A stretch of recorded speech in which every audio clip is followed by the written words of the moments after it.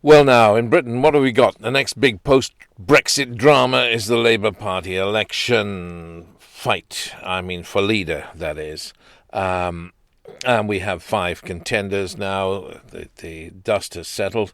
Keir Starmer and Rebecca Long Bailey, Lisa Nandy, Jess Phillips, and Emily Thornberry. And look at them. They're all women apart from Keir Starmer, which is good. We've never had a female leader in the Labour Party. It's way past time. I mean, not taking us into an election, that is. What to say about these? Gosh, I mean, you got Keir Starmer's on the right. Well, he's got a knighthood. He would be, wouldn't he? He's a silk. He's a Queen's Counsel lawyer, a rich boy. Keir Starmer on the right, and then on the extreme left, you got Rebecca Long Bailey. And another right winger, I guess, is Jess Phillips, less so than Keir Starmer, but that way inclined. And in the centre, you've got Lisa Nandy and Emily Thornberry. As front runners, Sir Keir Starmer. What about him? He's the guy that inspired Bridget Jones's diary hero, Mark Darcy, another lawyer, fictional one, but it was based apparently on, Colin Firth acted Mark Darcy. It was based on the young Keir Starmer, so they say.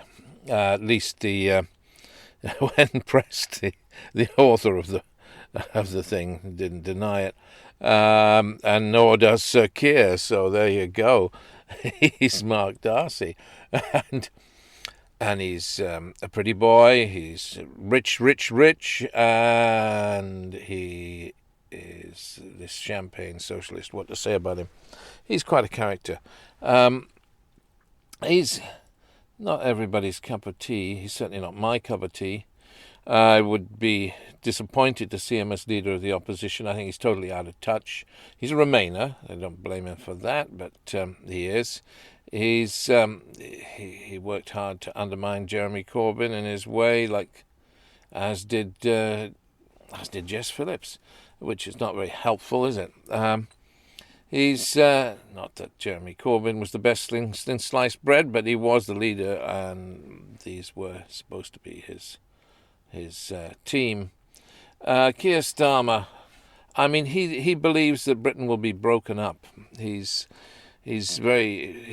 quite clearly that he expects Ireland to be reunited within 5 years as a consequence of Brexit.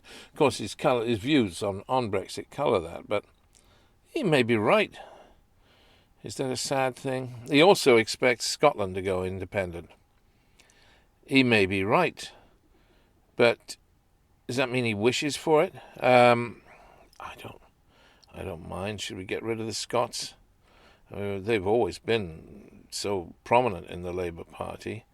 We had so many Scots leaders, and in the Tories, for that matter. They've led the country again and again and again, but now they want to go and split off and go their own way. Why not? Let them be. But do we need a Labour leader that regards that as a fait accompli and is just ready to sign off on the whole thing? I don't think it's very helpful, do you?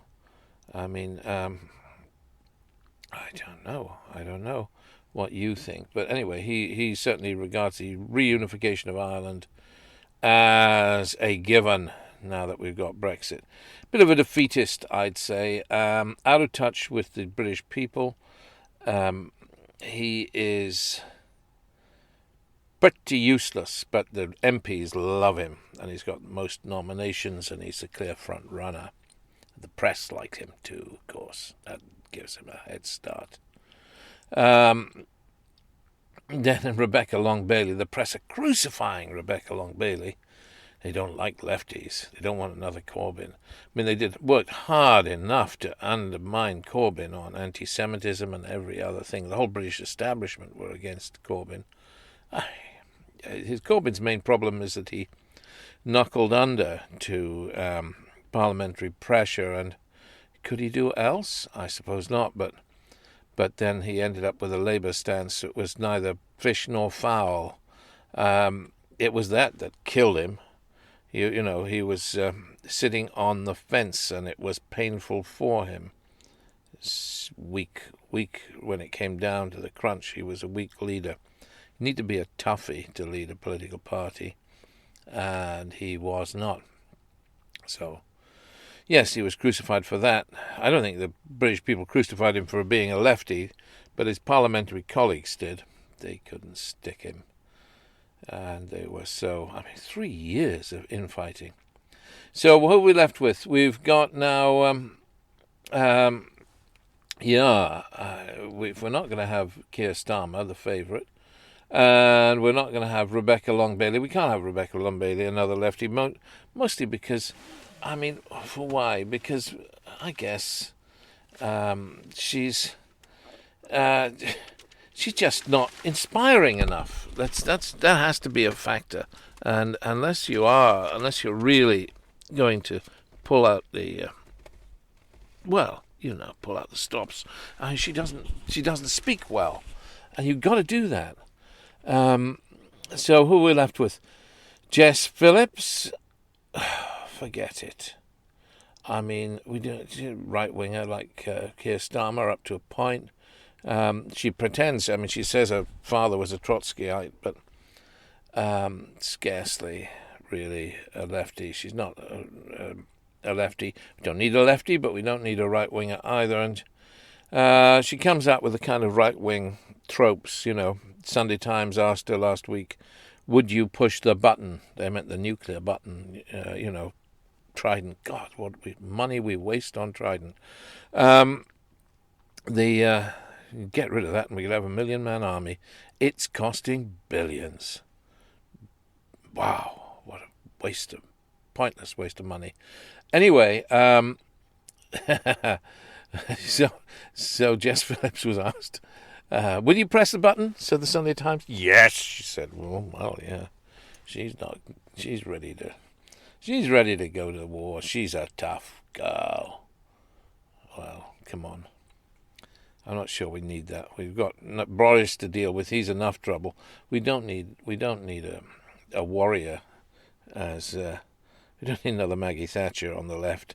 No, forget her really. And she hasn't got any real policies beyond that. To my way of thinking, she wants to roll out universal childcare. That's Scandinavian style. That's very nice of her, but it really is. It doesn't bite. No, I think she's out the window. Personally, Emily Thornberry. Now, there's an interesting girl. She just scraped through. Just managed to get enough parliamentary nominations to scrape through to be on the list.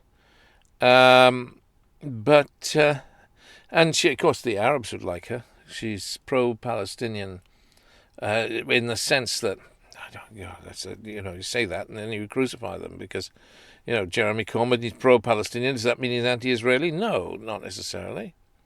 Except that in the sense that Israel is being tough on the Gazans. We all feel a sense of sympathy there. God, one big prison camp is Gaza. But you say that kind of thing as a parliamentarian, you get hauled over the coals because they have to be so careful these days. But for why? Because otherwise you'd have the chief rabbi jumping up and down on your grave as he did on Jeremy Corbyn's just before. That's so undignified. What was he doing? What was he thinking? Unnecessary and unkind. And Corbyn had failed to get the proper procedures moving fast enough on the anti-Semitism issue in the Labour Party. Another weak leadership issue.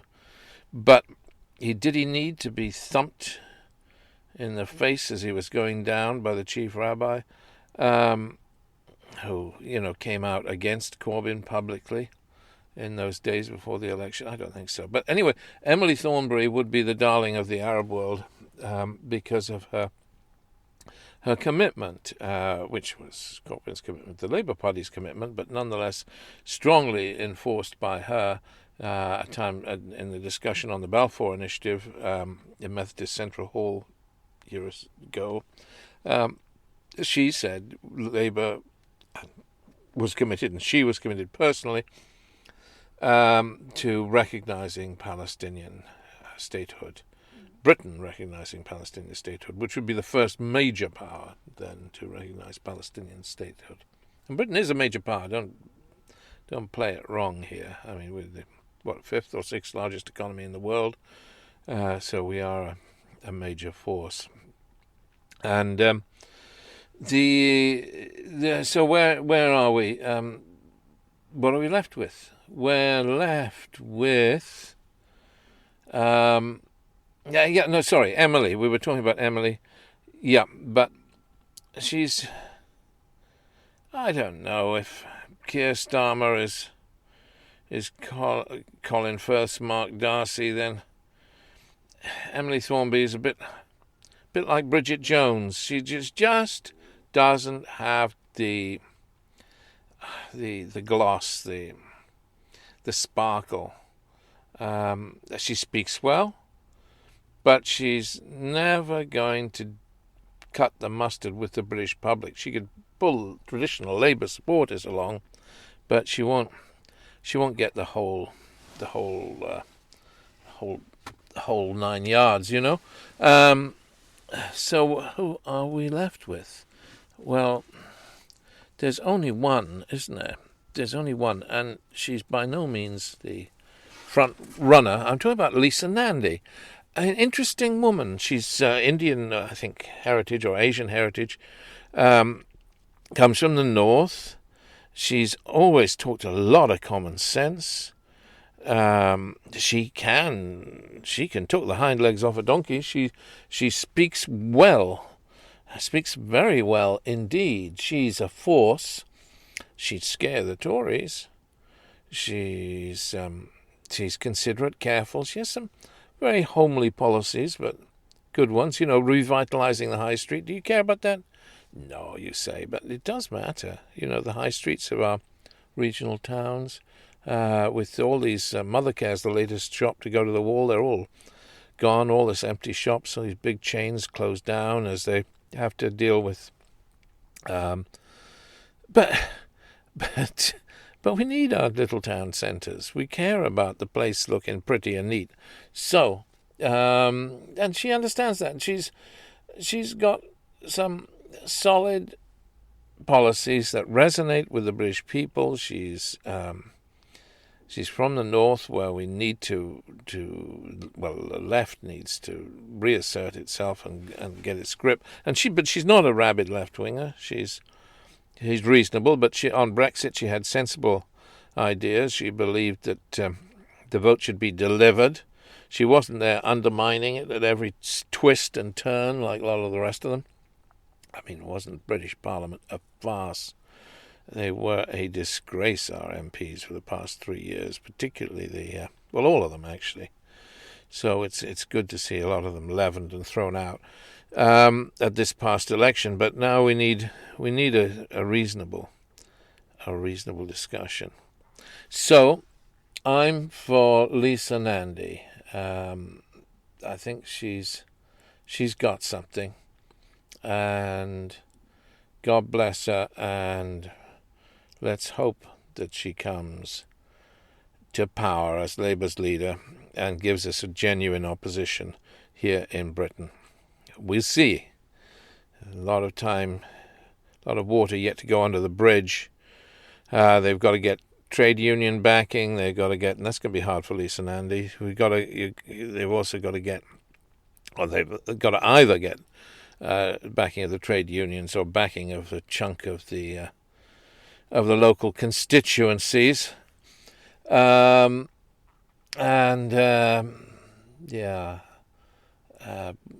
she should do it.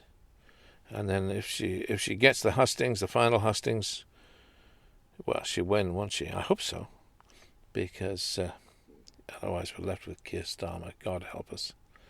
And Labour will be out of power for decades. Hey ho, happy days. And perhaps you don't care too much. Perhaps none of us care too much, but it'll be good to see dignified British politics back again after 3 years of farce and fiasco. So, Lisa for leader is what I reckon. All the best. Bye.